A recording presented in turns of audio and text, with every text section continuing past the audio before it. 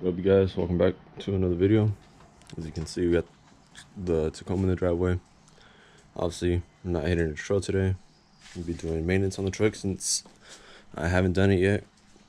I got the truck in March.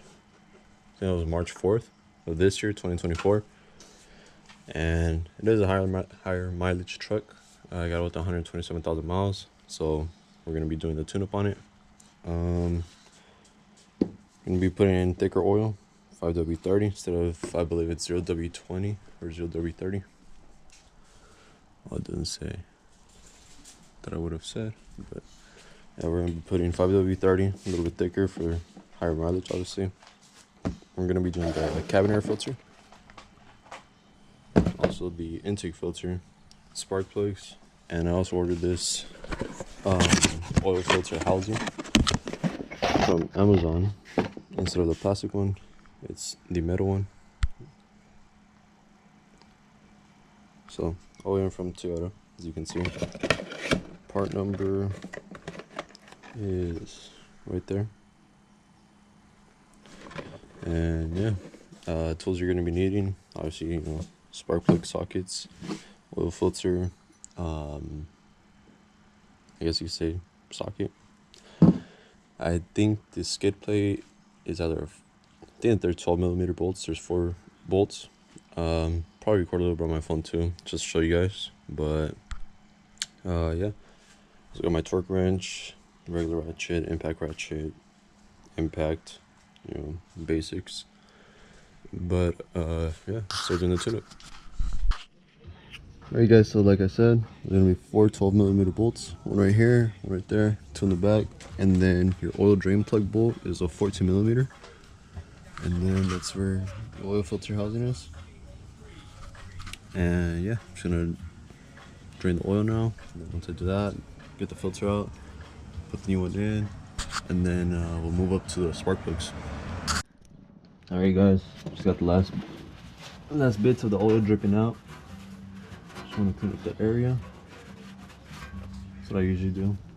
Grab your 14mm drain bolt, screw it back in.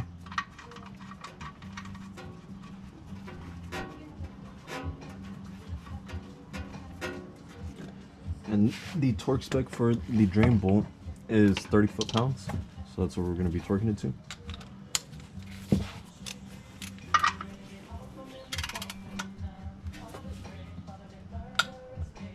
There it is, 30 foot-pounds. Alright, now we're going to get to the oil filter, let that drain out, and then I'll show you guys how to install it. Okay guys, so the way it usually works, there's like a drain bolt right here for the oil filter, and that's actually like kind of stuck on there, like kind of seized. So the whole housing came off with the filter. Wasn't able to drain the oil, so it kind of made a little bit of a mess, but I'm glad I have the drain pan here. Yeah, we'll get this one off and we'll install the drain bolt, I guess you could say, for the oil filter onto the new one. Yeah, so the easiest way that this had worked for me was I actually put the oil filter housing, the plastic piece, onto a vise, and I got a 3/8 extension with the ratchet, and I was actually able to break it loose. I tried with an impact gun first and some pliers, and just made a mess. So let's install the new aluminum housing onto the truck. Yeah, so what I did, actually got some brake fluid cleaner, and I cleaned the actual bolt for the housing, the oil filter housing. If you guys do that, be careful, don't do what I did. When I was actually cleaning it, I actually got some brake fluid cleaner in my eye. That shit burned. Yeah, just be careful when you guys are doing that. So installing it onto the new one, and then put the new filter onto the new housing, and just throw everything back on. That one in the bag, 2 12mm bolts as well. And then you have to kind of like move all these holes kind of like out the way, and just whatever helps you better with getting the spark plugs out, which they're in there. Cold pack, spark plugs, all that. What I used was, obviously a spark plug socket, which is the 5/8. These are the spark plugs that were in there. As you can see, they are pretty toast. So yeah, did notice that the truck was idling a little rough. I just turned it on right now, had it run for a cool minute, warmed up the truck, and yeah, it idles way smoother now. Like I said, did the spark plugs, intake filter, oil change, and a cabin air filter. If I do have the links, I will put them in the description. But other than that, I'll put the part number for sure in the description. But yeah, that's gonna be the end of today's video, guys. Nothing crazy, just wanted to record a little bit since I didn't post this week. But yeah, thank you guys for watching. See you guys in the next one. What up, you guys? Just got home. Just wanted to pick up the camera real quick and show you guys what I just received in the mail. You guys can see, just blocking out my name and my address. Well, just my address actually. Ordered some Total Chaos parts. Unbox it and then I'll show you guys what it is. Alright guys, so as you can see, I have everything laid out. So I was watching a video and they're saying to not grease or not lube up the bushings. That you could just press them in. You will lube up the inside though when you're putting the, I forget the name of this, but you will lube up the inside of the bushing when you're putting this piece in. And then, you know, obviously the rest is pretty straightforward. You got the grease fittings to go underneath, and yeah, let's get to the install. I don't really have anything to put my GoPro on, so I could show you guys how to put everything together, but I'm gonna put everything together off camera and then I'll show you guys what it looks like. You guys, so as you can see, you do got the bushings on there, as well as I forgot what those metal pieces are called. I got those in. Now we are fitting the fittings in, the grease fittings. And they said these are pipe threads, I believe that's what they're called.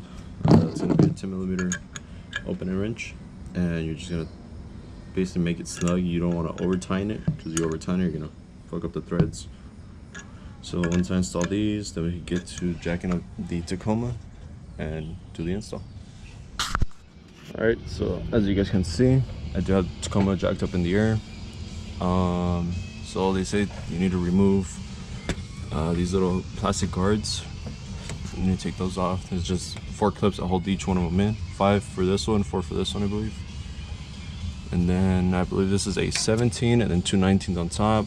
Don't forget the ABS lines. And then you will have to bend this piece of the frame back, or chassis, whatever. You'll have to bend that back in order to get the long bolt out that holds the upper control arm in. But yeah, let's get to it, guys. Alright, you guys, so started working on the passenger side first. Most of the videos that I've seen, everybody starts on the driver's side, which they show where you have to bend the like pinch weld, fender liner, whatever it is. On the passenger side, haven't really seen any videos. You also have to do the same thing and a little bit more. You can see I did bend the crap out of it, and you have to bend more, which there's a thicker piece of metal back here, which is a bitch to bend back. I'm not saying the way I did it was the right way, but the way I did it, I had vice grips gripping onto the bolt, and I was hitting with the rubber mallet. I mean, it came off, you know, the thread strips. So yeah, just time to reinstall everything. All right, guys, so just finished the install on both upper control arms on both sides. Like I said, didn't really record much, but yeah, that's how they look. 33 by 12.5 tire. Total Chaos upper control arms. I have the iBox Stage 2 Pro coilovers, and the torque specs for the long bolt in the back. I don't know the correct name for it, my bad. It's 85 foot-pounds for this bolt back here.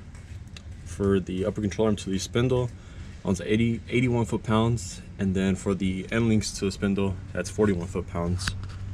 But yeah, that's probably gonna be like today's video. That's what they look like fucking sick. Yeah, just now time to test them out, see how they do. Probably go get an alignment, but yeah, catch you guys in the next one.